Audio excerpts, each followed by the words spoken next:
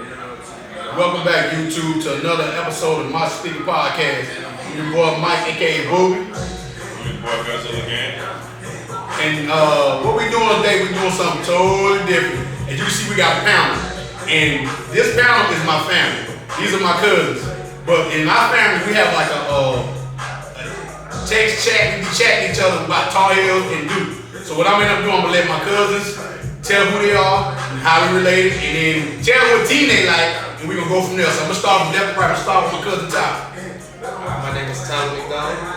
I'm a UNC Tar Heel fan, the best way to go. That's all I need to see. Hey, what's up, dudes? Instagram dudes_wild. Duke fan, holla at me. Cedric McDonald. Dr. Cedric McDonald. First cousin of Mike, Tar Heel fan. Nothing else needs to be said. Put my brother up there. Oh yeah. And my brother, Keith McDonald, brother of Mike. yeah, he had surgery, so he couldn't be here, so he's a Tar Heel fan too. So with that being said, first question I got, this is strictly North Carolina and Duke, so this is about the North Carolina-Duke rivalry. Our family is divided into mostly Tar Heel fans, but we have Duke fans, so what I'm gonna do is ask each one of my cousins, what made you like the squad you like? Tyler, how you became a Tar Heel fan?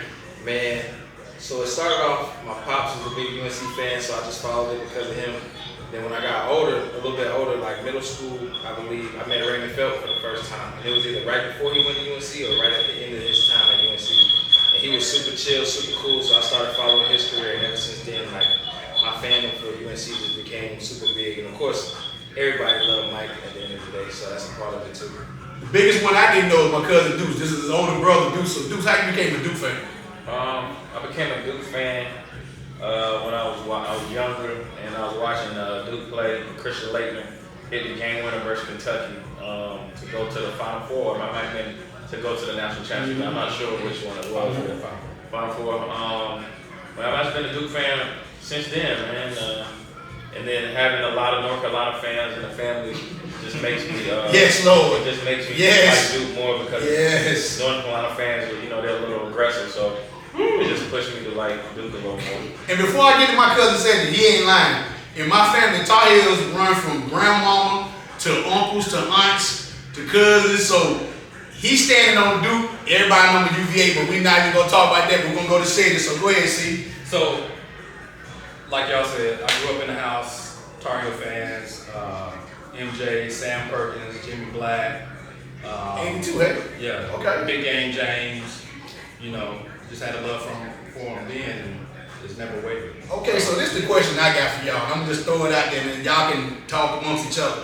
What makes the Carolina-Duke rivalry so different from any other rivalry out there in any sport, not just college basketball, but any platform, football, basketball, baseball? What makes this particular, is it because of the proximity of the schools, or what is it? So I need to know from y'all. Y'all are Tar Heel Duke fans. What is it? I think outside of proximity, I think it's just a level of competition overall and the length of it. When I was growing up in a Carolina fan, Duke recruited totally different than they do now. So, it was always, hey, we got all the McDonald All-Americans, the NBA pros. Duke was more or less like, hey, we got 4-year players. We're going to get somebody sprinkled here and there, but hey, we're going to be pretty much consistent. And, the games were always good. The Duke was just that enemy. You either loved them or hate them. So, if I'm a Carolina fan, I'm going to automatically hate Duke, period. For me, I think it's because both programs have sustained a level of excellence over the years. And that's one thing. You look at a lot of the rivalries, it's either one team has always been really good, and then their rival has just always been a thorn in their side, but that team has never really been good nationally. Whereas with this rivalry, both teams have always been nationally prominent and relevant. So I think the relevancy of both teams individually brought a lot to the rivalry itself. So it was never a game where it's very rare that it's an empty game where one of the teams or both of the teams are just out there playing just to play. Like they're always playing for something outside of just the rivalry. Yeah, I agree with both of them. Pretty much covered the bases of why the rivalry is so tight. Darren, you got a question for the guys? Keith. Oh, You got to put them on the heart. hey Keith, the question is, what makes Duke Carolina rivalry so different from any other sports baseball, basketball, football, what makes the rivalry so different from any other sports out there?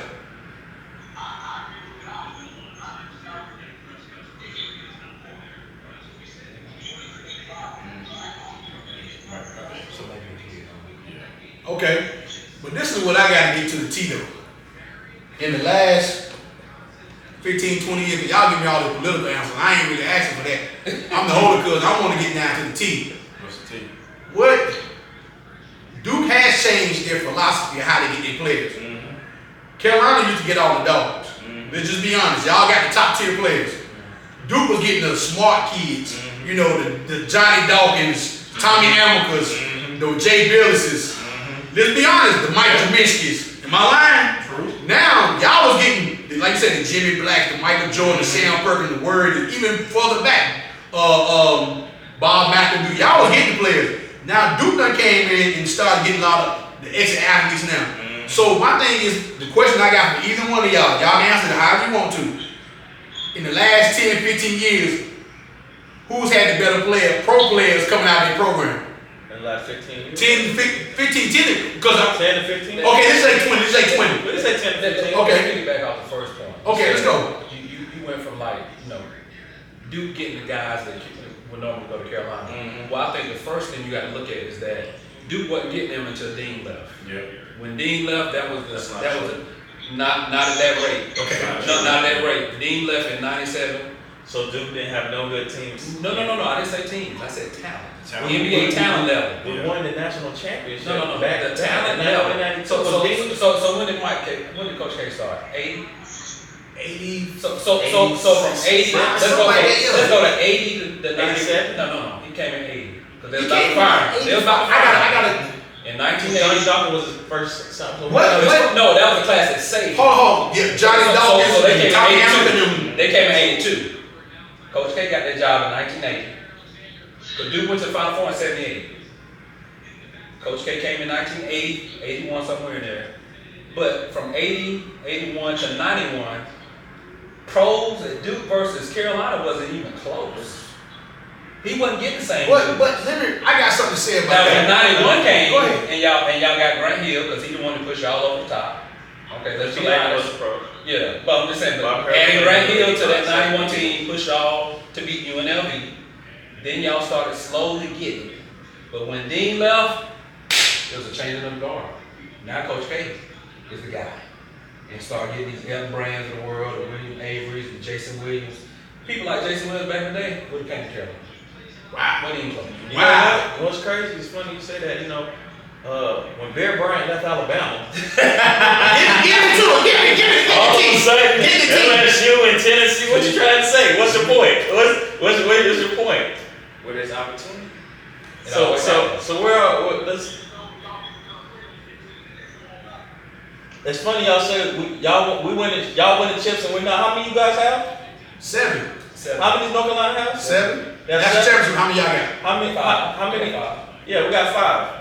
So y'all got so many more great players, but y'all only have. You hit the point that I want. See what the crazy part about that? That's crazy. That's the point I want to hit. So many great That's the point I players, want to hit right there. but they only got. You said that though, so you Go ahead. want to know what's the funny part about that? What is that? The roles have switched because y'all have. I would clearly say out of the last decade to 2 decades, Duke clearly has had the better Talent, approach. Yeah, and I did. But even if we look at just in the recent 5-6 years, Duke has had the better pros by far. Because right now, North Carolina's best current pro right now is probably Kobe White. And When's the last time y'all had a good pro? Oh, but I say that. Wow. And hold on. Wow. I say that. Wow. Hey, hold on. I say that. Shot to say, of fire. Even with Duke having so much superior individual talent, we've been on y'all head in the matchup. See, but this what he just said is what I'm not trying to be on his side. Yes, you are. No. I'm being honest. Yes, you are. Come on. Think about this. Think about this. Let's keep it real.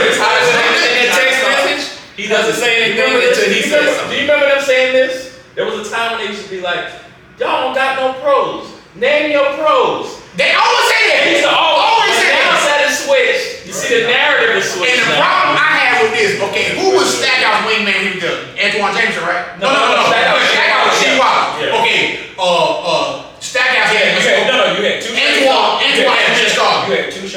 Yep. You had Dante Calabria, Don Williams, Stackhouse. Did that team win that championship? No, we lost. Okay, so No. Okay, this is my point. This is my point. Now you go to the other squad. I just said Antoine, Vincent, They underachieved. they got to Arizona beat them in the final, if I'm not mistaken. And then you beat us up. Yeah, so my thing is the team that y'all had the most. Now, there's two things y'all have in common. Following you. Two things they both had in common. They had the most talent on that team, but didn't win because when you had Zion, RJ Barrett, when you had all them guys coming in 1, 2, 3, Virginia won it that year. How many times? Wait a minute. How many times had Duke had the better team and lost? Let's talk about that. Y'all lost UConn. Y'all had like 15 people on Duke deep. Was killing everybody in the whole Talking about Khalid. Yeah, they lost Rick Hamilton and Khalid. What's that? Corey McGinn, who was y'all probably best pro, to be honest. So Ricky Price was nice. Ricky Price was nice. 99, 04, y'all lost. Y'all had a squad. So let's not make it seem like Carolina don't want to be dropping the ball with talent. Right. Well, let's since you brought up dropping the ball, I can name something that North Carolina's done that Duke has never done. What's that? Last year, you know what? No, we do. If my memory serves me right, and this is such a big thing in the rivalry that's crazy.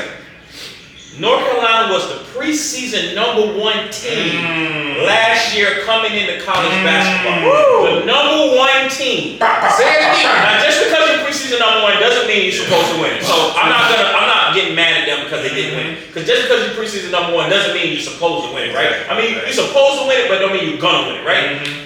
But to not make the tournament, not make the NCAA tournament, that is crazy. Duke has never done that.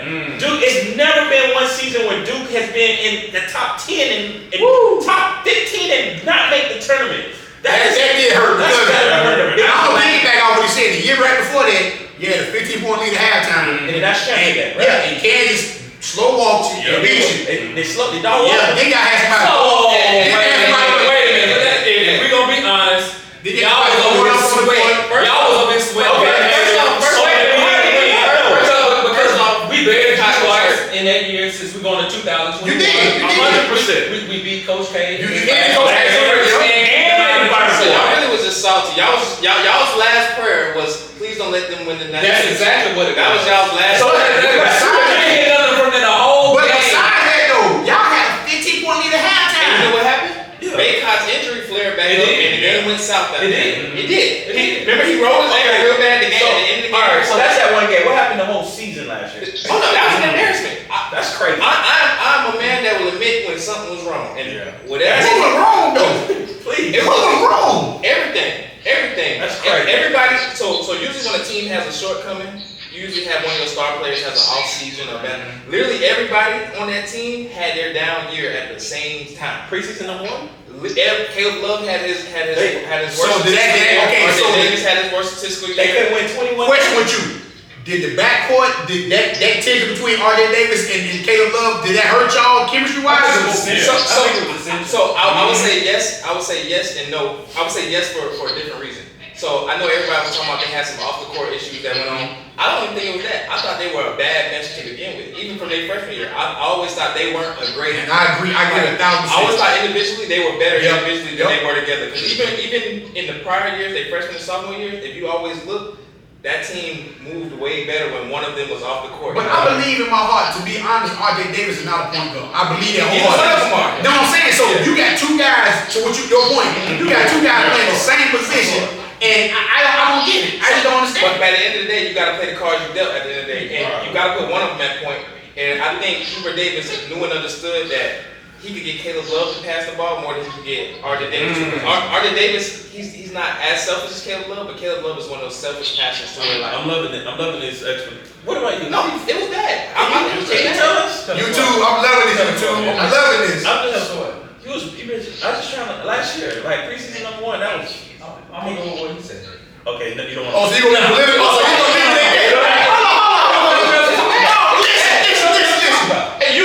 You do this a lot. When something was just bad, you literally would do it. And what you say? GG. What you say? GG. Good game. We lost. That's the same thing. We played like trash last year. Never seen the team. Has that ever been? Playing like trash. Hey, you two, has that ever happened? I don't have an almanac in front of me. I don't know all of the history. Has a preseason number 1 team ever not make the And when you said that, it didn't dawn on me that they was preseason ranked number 1. And I understand ranking is just for the, you gotta be ranked. But you went from being ranked, not even go to the, Did they win the ACC? they didn't even go to the interview. They went all that talent. Did they win? The year before we overachieved. So because we overachieved, they gave us. But the question is, when did y'all lose? You lost 3 players. That's right. You lost the guy with the hell. That's what I said. With the shooter. Man, you lost man.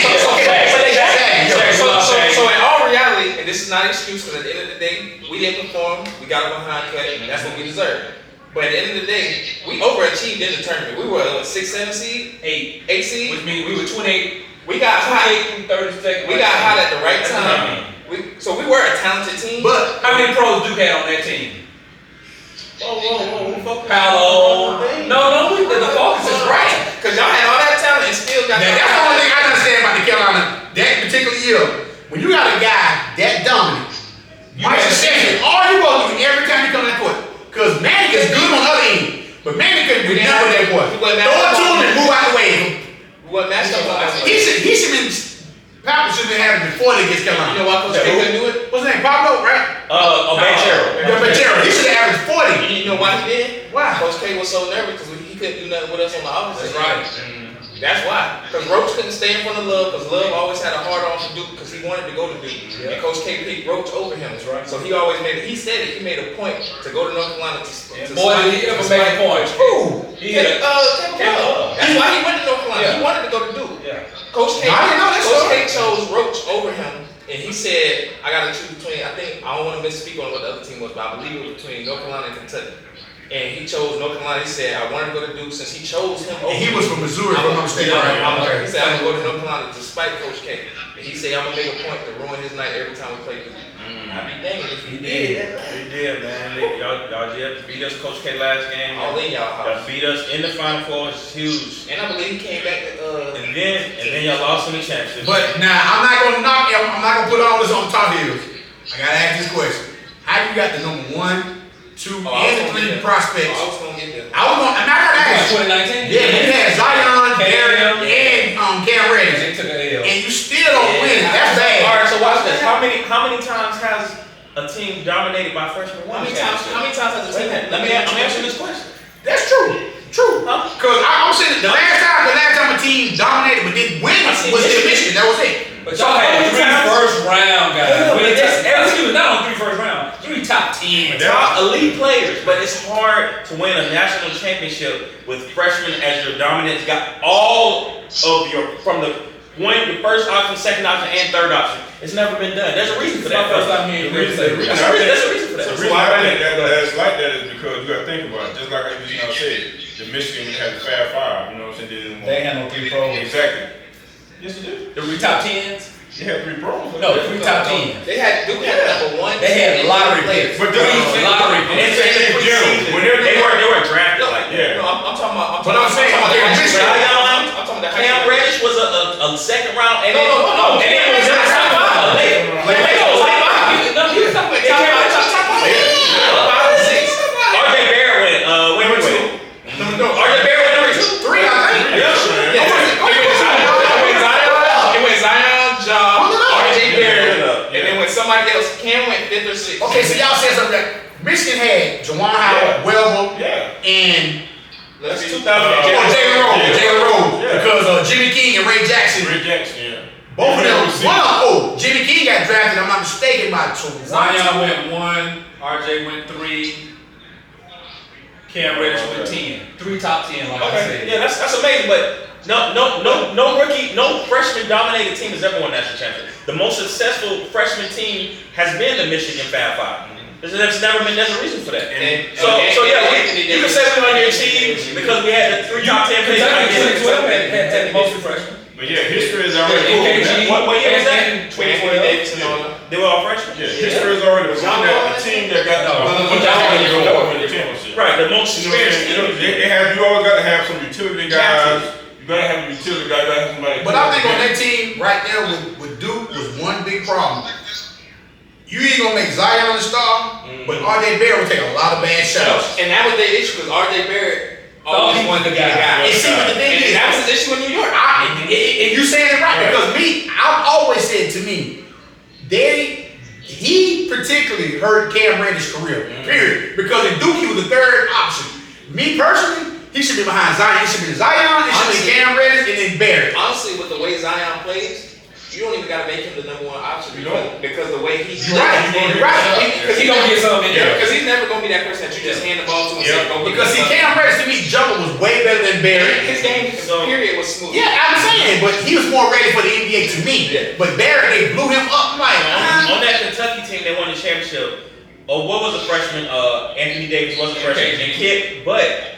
But Mike Terrence Jones was a dog for them. But they were loaded just like we were. Terrence Jones was loaded for them. Yeah, so many big shit. Terrence Jones was and they had Darius Miller. Yeah, was a senior. You know what I'm saying? So Like they were matched. They had some. right. Where we just had. Let me ask you this: who was the other two in the starting lineup with y'all? No, what's your boy? With Duke. Jeff, what's his name? T. Marcus T. He was a freshman on that team. He was, but what I'm saying, right? but I'm saying, but Terrence Jones and Darius Miller. They had three freshmen starters. and then Who were the other two guys? For Duke? You supposed to tell us? I can't even. I'm trying to think who the other two. Who they were. They were freshmen. I'm that much. And it was the tall black dude. He was a junior. The tall black dude. The terrible trash. The team wasn't just top heavy, man. But that's the same. It's top heavy. But let's be realistic though. But I don't. You just name people that had big moments in that tournament don't mean they good players. Because we had just like we had Luke May. Luke May had huge moments, and we tried to make him seem like he was a star.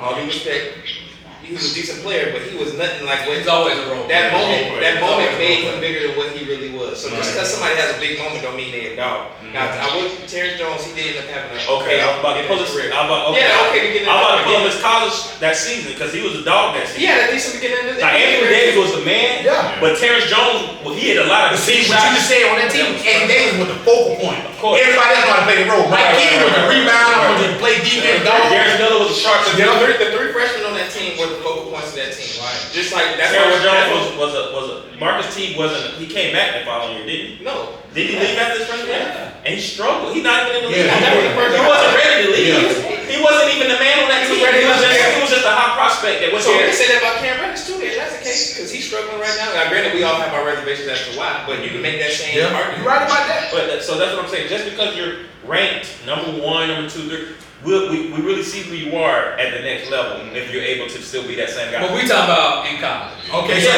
hold that moment. We're gonna come back to you for part 2. So give me a quick minute. We're gonna come back to this debate. Give us 1 minute. Appreciate it. Peace out.